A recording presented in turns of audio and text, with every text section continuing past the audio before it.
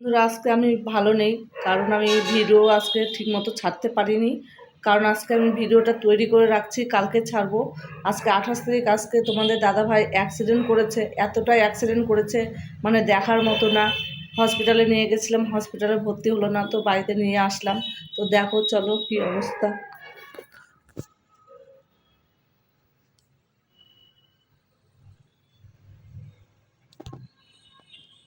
এই যে দেখো,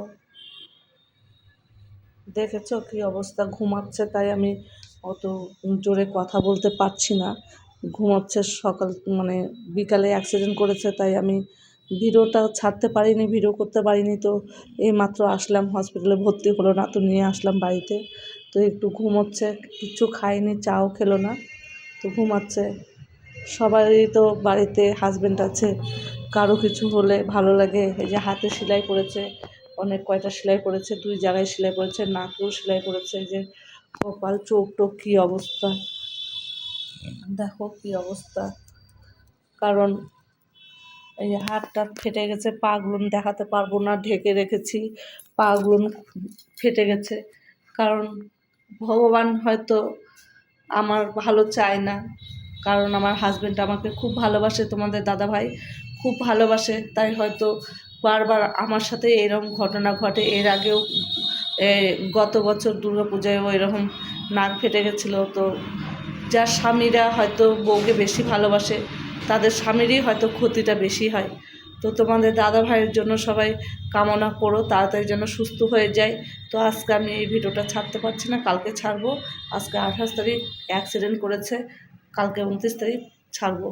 তো আজকে আমি ভিডিওটা তৈরি করে রাখছি, কারণ আমি টাইম মতো পোস্টও করতে পারিনি, ভিডিও আপলোড করতে পারিনি, কিছু করতে পারিনি। মন মাইন্ড ভালো নেই, কারণ কেমন হয়ে পড়ে আছে, খুব খারাপ লাগছে। কী করব, বলার কিছু নেই। এইভাবে কোনো দিন দেখবো ভাবতে পারিনি, কারণ ওর একটুখানি কেটে গেলে তাই অস্থির হয়ে যায়। আর এতখানি কেটে গেছে, কেমন লাগছে আমি জানি, আর ভগবান জানে। তো যাদের স্বামী হয়তো বউকে ভালোবাসে, তাদের স্বামীর সঙ্গেই মনে হয় এরকম হয়। আমাদের ঝগড়াঝাটি হতে পারে, কিন্তু আমার হাজব্যান্ড আমাকে খুব ভালোবাসে, আর আমিও খুব ভালোবাসি। তাই বলছি, তোমাদের কাছে এইটুকু চাওয়ার আছে, ওর জন্য সবাই একটু কামনা করো, তাড়াতাড়ি যেন সুস্থ হয়ে যায়। মুখ টুক সব ফুলে গেছে, ভালো লাগছে না আমার, খেতেও ইচ্ছা করছে না, কিচ্ছু ভাল লাগছে না। ও যদি এইভাবে পড়ে থাকে তাহলে কার ভাল লাগে। পাগুলো আমি দেখাতে চাইছি না, এই যে পাগুলো দেখো, আরও আছে, গোটাটা আছে, আমি দেখাতে চাইছি না, কারণ ভালো লাগছে না দেখাতে। যে লোকটা সবসময় হাসি খুশি মনে থাকে, একটু কেটে গেলে কেমন করে, সেই লোক এই অবস্থায় পড়ে আছে, কার ভালো লাগে। আমার একটু কিছু হলে সঙ্গে সঙ্গে ডাক্তারের কাছে নিয়ে যাবে, কি খাবো না খাবো, শুধু এটাই শুধু করে, যে আমি কিসে ভালো থাকবো, কি করলে আমি ভালো থাকবো, কোথায় গেলে আমাকে ডাক্তার ভালো পাবে, কোথায় গেলে চিকিৎসা করতে পারবে, ওই শুধু এগুলাই দেখে। কিন্তু আজকে তার সঙ্গেই দুর্ঘটনা ঘটে গেল। কিভাবে মাথা ঘুরে পড়ে গেছে নিজেই বলতে পারছে না। মানে বাস স্ট্যান্ড, আমাদের বালুরঘাট বাস স্ট্যান্ডে মাথা ঘুরে পড়ে গেছে।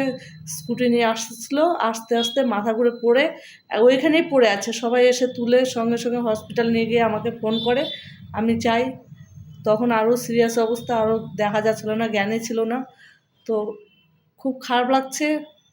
তোমাদের কাছে অনুরোধ রইল, একটু কামনা করো আমার হাজব্যান্ডের জন্য, যেন তাড়াতাড়ি সুস্থ হয়ে যায়, ভালো হয়ে যায়। ধন্যবাদ তোমাদেরকে।